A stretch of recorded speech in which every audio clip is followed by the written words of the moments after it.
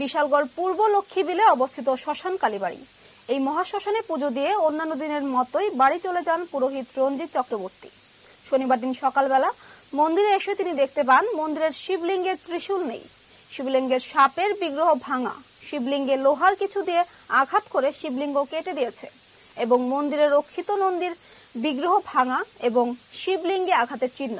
এই বিষয় দেখতে পেয়ে তিনি সঙ্গে সঙ্গে এলাকাবাসীকে খবর দেন। ঘটনাস্থলে ছুটে আসে পুলিশের উচ্চপদস্থ আধিকারিকরা। শনিবার রাতে বিশালগড় থানায় এই বিষয়ে মামলা করেন পূর্ব লক্ষ্মীবিল এলাকার নাগরিক পার্থসারথী চক্রবর্তী সহ গ্রামের আরো অনেকে। বিশালগড় থানার ওসির হাতে এফআইআর তুলে দেন গ্রামের মানুষ। তারা পুলিশের নিকট দাবি জানিয়েছে যাতে পুলিশ অতি দ্রুত তদন্ত করে দোষীদের বিরুদ্ধে আইন অনুযায়ী কঠোর ব্যবস্থা গ্রহণ করে। আমাদের যে পূজা, এটা সপ্তম পূজা দেয়।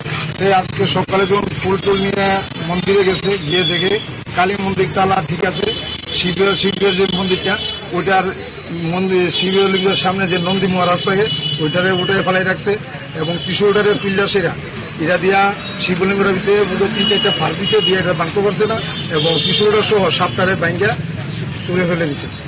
এটাই দেখলাম। দেখে আমরা তখন আমার কাছে খবর পেয়েছে 8:15 আমরা 8:30 দিকে আমরা ওই জায়গায় যাই। তখন আমরা সবাই পূর্ব লক্ষ্মীবিল মুক্তিধাম মহাশ্মশান।